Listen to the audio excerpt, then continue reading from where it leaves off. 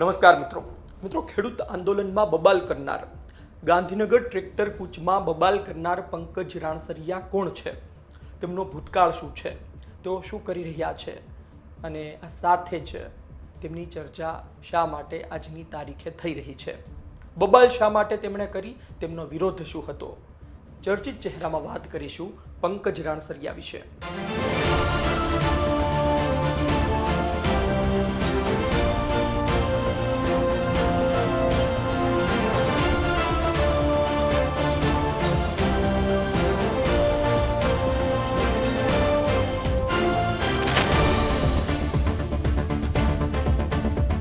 પંકજ કાંતિભાઈ રાણસરિયા, એમના પિતાનું નામ કાંતિભાઈ છે, મોરબીના રહેવાસી છે, મોરબીનો ખૂબ જાણીતો ચહેરો છે। 2022ની વિધાનસભા ચૂંટણી તેઓ મોરબીથી લડ્યા હતા, પક્ષ હતો આમ આદમી પાર્ટી। 2022ની વિધાનસભા ચૂંટણીમાં તેઓ ત્રીજા નંબરે રહ્યા પરિણામમાં, આમ છતાં પણ ત્યારબાદ સતત ચર્ચાતા રહ્યા છે, વિસ્તારના પ્રશ્નોને લઈ પોતાનો અવાજ ઉઠાવતા રહ્યા છે। પરંતુ તેવું તો શું થયું કે અંતિમ દિવસોમાં એ ખેડૂત આંદોલનનો વિરોધ કરવા લાગ્યા, પાલભાઈ આંબલિયાનો વિરોધ કરવા લાગ્યા અને તેમના વિરોધથી કોંગ્રેસમાં એક એવી વાતો વહેતી થઈ કે આ વ્યક્તિ કોંગ્રેસનું સારું ઈચ્છતો નથી, આ વ્યક્તિ ખેડૂતોનું સારું ઈચ્છતો નથી, આ વ્યક્તિ વીજ પોલ લાગે તેના તરફેણમાં હોય તેવું લાગી રહ્યું છે, એટલે કે આંદોલન આગળ વધારવા દેવા નથી માંગતો, આવી વાતો વહેતી થઈ, હવનમાં હડકા નાખી રહ્યા છે, આવી વાતો વહેતી થઈ। અમને લાગ્યું કે તેમનો થોડો ભૂતકાળ આપની વચ્ચે શેર કરીએ, તેઓ ક્યાંથી આવે છે, શું કરતા હતા અને ત્યારબાદ એમનો પણ તર્ક શું છે, એમની પણ વાત શું છે, એમનો વિરોધ શું છે એ પણ આપની વચ્ચે મૂકી દઈએ। પહેલી વાત એ છે કે 1988માં તેમનો જન્મ થયો છે। પહેલાં મેં કહ્યું તેમ કાંતિલાલ તેમના પિતાનું નામ છે, મોરબી વિધાનસભાથી ચૂંટણી લડી ચૂક્યા છે, લગ્ન થઈ ચૂક્યા છે, સોનલબેન એમના પત્નીનું નામ છે, 2 બાળકો છે, BEEC bachelor of engineering in electronics and કોમ્યુનિકેશનનો તેમણે પ્રથમ વર્ષ સુધીનો અભ્યાસ કરેલો છે આત્મીય સૌરાષ્ટ્ર યુનિવર્સિટીમાં। 2007માં સિરામિક ઉદ્યોગ સાથે તેઓ સંકળાયેલા છે અને એક વેપારી માણસ છે તેઓ, તેના એફિડેવિટમાં પણ પોતે વ્યવસાય અને આવકના સ્ત્રોતમાં બધી બાબતો લખે છે અને પોતે વેપારી છે તે પ્રકારનું પણ તેઓ ઉમેરે છે। એમના પર શું ભૂતકાળમાં કેસો થયેલા છે? જવાબ છે હા, મોરબી તાલુકા પોલીસ સ્ટેશનમાં તેમના પર કેસ થયેલો છે રસ્તા રોકો આંદોલનને લઈ અને અલગ અલગ IPCની ધારાઓ તેમના સાથે જોડાયેલી છે। વાત એ છે કે આ તેમનો ભૂતકાળ થયો અને આ તેમની વાત થઈ, પરંતુ શા માટે તેમણે વિરોધ કર્યો અંતિમ દિવસોમાં પાલભાઈ સાથે 36નો આંકડો કેમ થયો? એક વાત એ છે કે તેઓ શરૂઆતથી આ આંદોલનમાં જોડાયેલા હતા, મોરબીમાં સભાઓ થતી, મોરબીમાં કોંગ્રેસના નેતાઓ પણ ભાષણ આપતા હોય ત્યારે તેની સાથે તમને પંકજ રાણસરિયા જોવા મળશે। એક જ ધૂન 15 જૂન પણ તેઓ બોલી રહ્યા હતા, તેઓ તેના સમર્થન હતા તેવું તેમનું કહેવું છે। પરંતુ 15 જૂન પહેલા 14 જૂને તેમનો એક વિડીયો વાયરલ થાય છે અને કહે છે કે પાલભાઈ આમ આદમી પાર્ટીના નેતાઓને દૂર રાખવા માટે કહે છે, આવું કેમ? અને ત્યારબાદ 15 જૂને ઓગણજ પહોંચી તેઓ વિરોધ કરે છે કે આમાં રાજકારણ રમાઈ ગયું, ખેડૂતના ખભે બંદૂક ફોડવામાં આવી અને કોંગ્રેસ તેનો લાભ ખાટવા માંગતી હોય તેવું તેમને લાગતું હતું।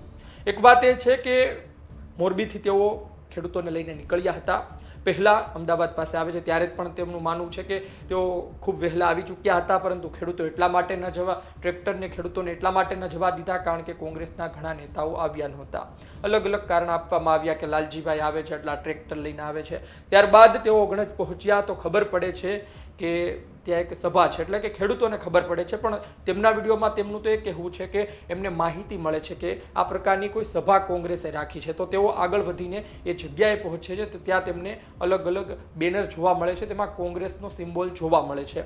ત્યારબાદ તેઓ નીકળી જાય છે। ગુજરાત તક સાથેની વાતમાં તેઓ એવું કહે છે કે કોંગ્રેસના નેતાનો ફોન આવે છે, ત્યારબાદ તેઓ પાછા વળે છે, પરંતુ એમનો એક વિડીયો સોશિયલ મીડિયામાં તેમણે મૂક્યો છે, તેમાં તેઓ કહે છે કે ખેડૂતોનો ફોન આવ્યો તેમને એટલા માટે તેઓ પાછા ફરે છે અને ખેડૂતો કહે છે કે આમાં તમારે બોલવું પડશે। ત્યારબાદ તેઓ કહે છે કે આપણે ગાંધીનગર તરફ જઈએ, એટલે કે વાત એ હતી કે ખેડૂતોને ત્યાં પહોંચીને ખબર પડી કે અહીં તો સભાનું આયોજન છે, આપણે ગાંધીનગર નથી જવાનું, એટલા માટે ઘણા ખેડૂતો પાછા વળ્યા, ઘણા ખેડૂતો એ સભામાં ગયા અને પંકજ રાણસરિયાએ કહ્યું કે ઘણા ખેડૂતો તેની સાથે ચાલીને ગાંધીનગર તરફ રવાના થયા।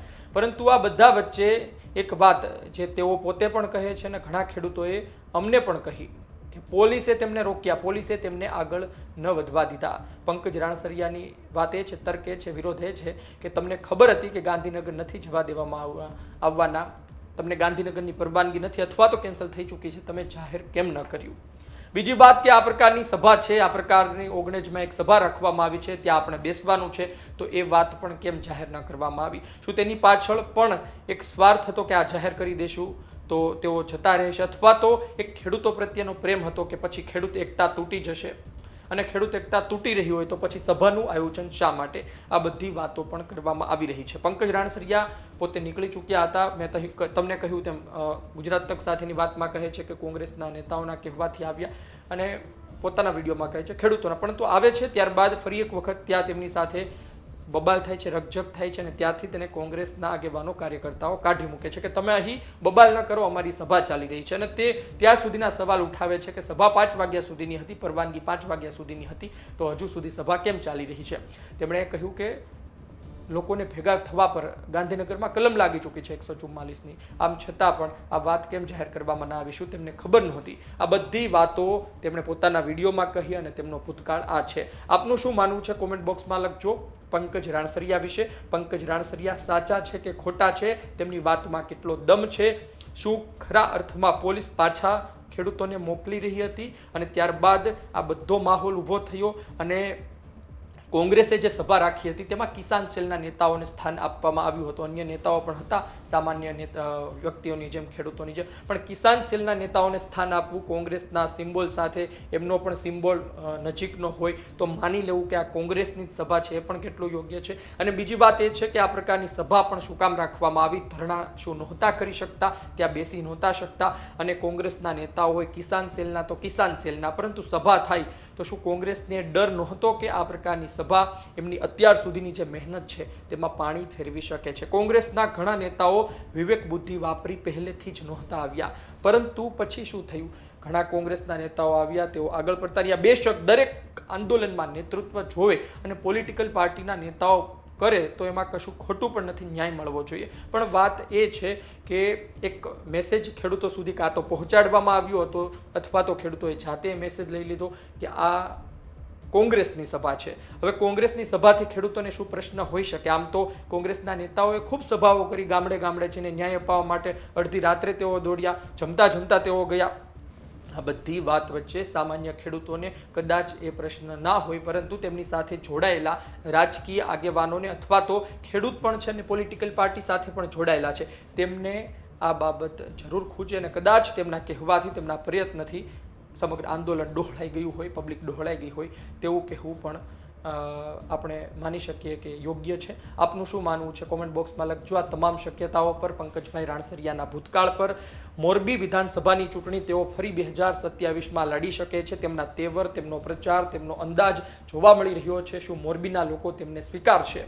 શું તેઓ સાચા છે? આપનો અભિપ્રાય કોમેન્ટ બોક્સમાં લખજો. ધન્યવાદ.